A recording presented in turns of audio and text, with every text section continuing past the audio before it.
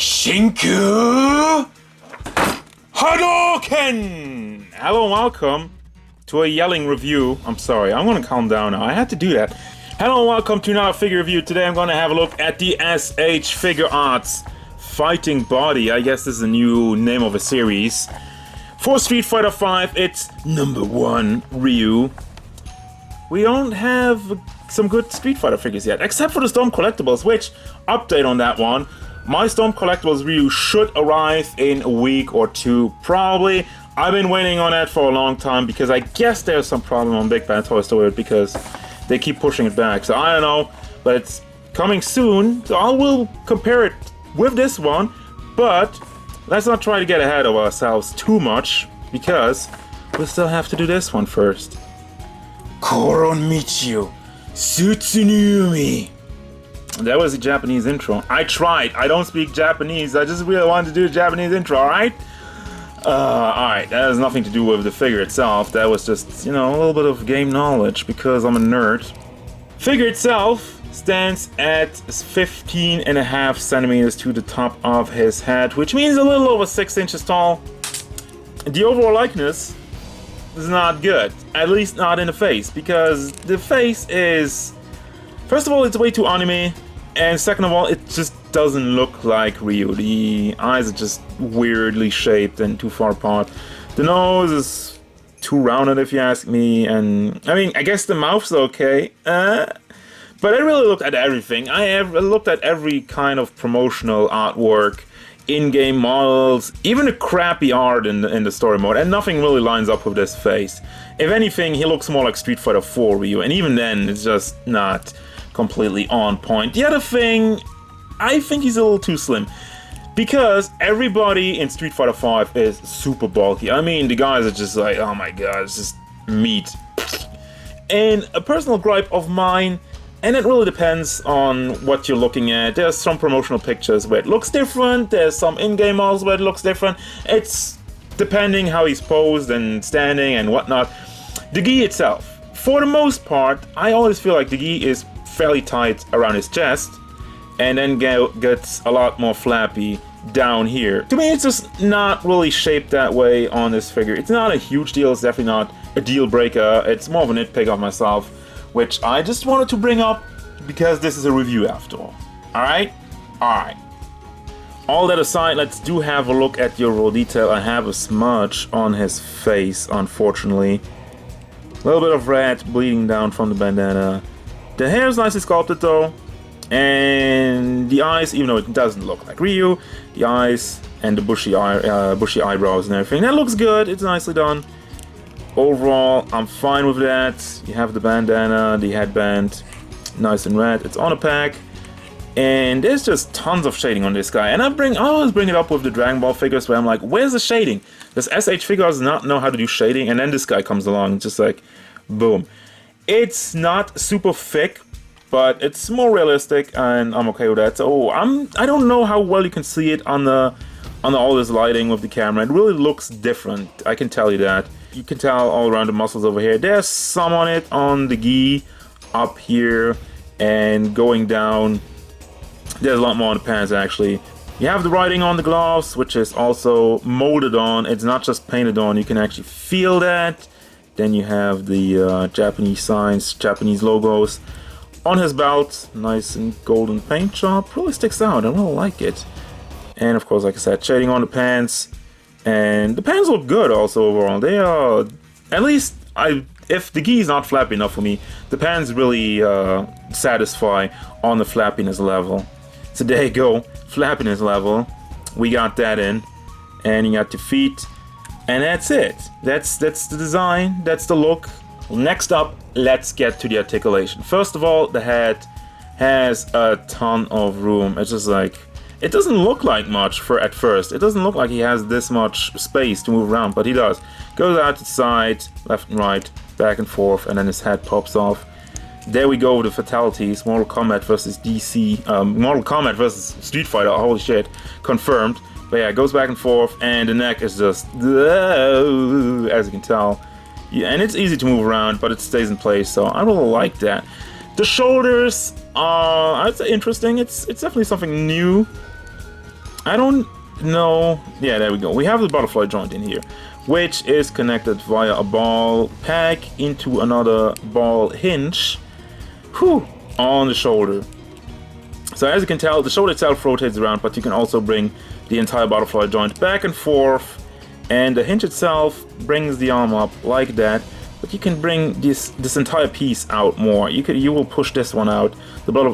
So I guess it's not really a butterfly joint if it rotates out with it down here. I don't really know if it's just a pack, if it's just something, just a floaty piece in there.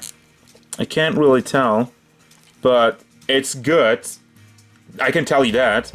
We don't have bicep swivel itself, but you have another swivel going on at the elbow, which is double hinged, and it's not, you know, this you'll leave an ugly gap, and if you rotate it around, this is really hindering it. This is not helping it. So yeah, don't do that anymore. It's not really good. Fist itself, classic cut ball joint, rotates around, and bring it back and forth. And at the torso we have this over here, which I don't really get why they had part of the gi tucked under there. You will not really notice it. It depends though. If you really rotate him around in some poses, this might move a little out of the way, and you will see that, and it's not the worst thing to watch. Anyhow, torso itself doesn't get that much out of it. You can bring it back and forth, rotate it around, but it's hard to move it around without moving the hip part around over here, the torso itself, which is amazing. Look at that. You have all the magic going on over here.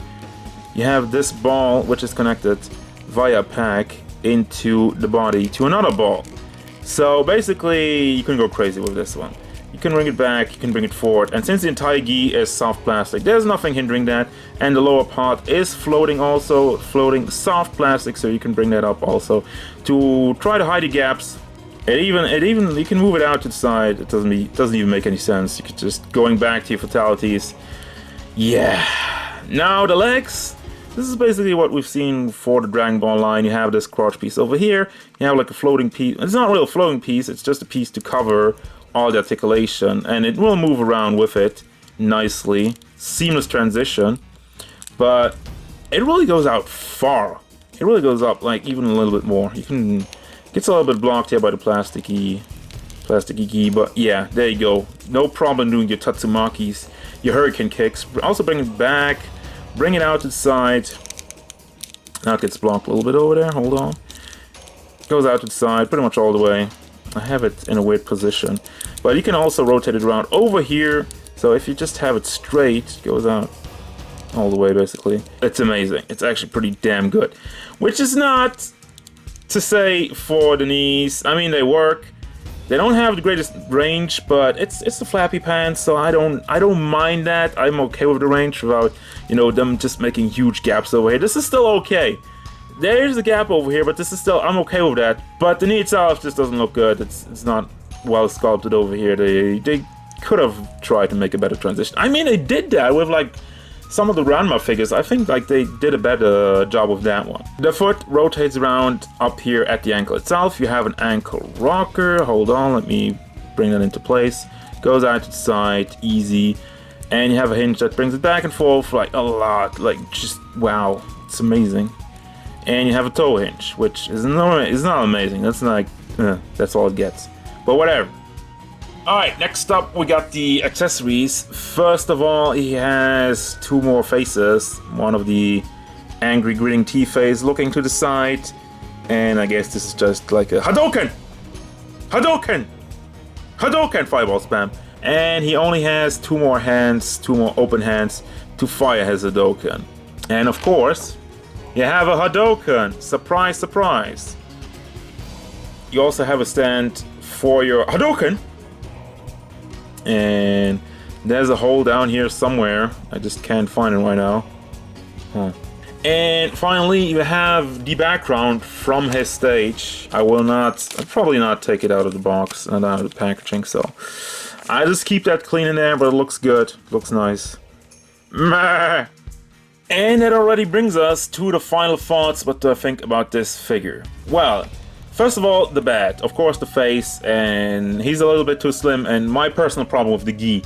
I will not give that as like that's just my mind just freaking out. The other thing is he's kind of light on accessories, but I can forgive that because he basically has everything you need.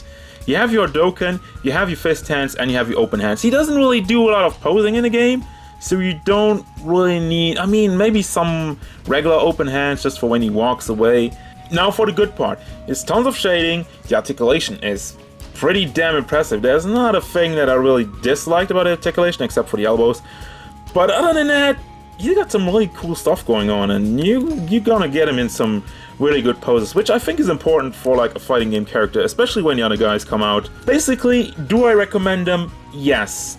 However, I want to know how the Storm Collectibles stacks up against him, so stay tuned for my review on that, probably in a week or two, and I'm gonna have this guy back in when I have the Storm Ryu to do a little bit of comparison, even though it's a different size and everything.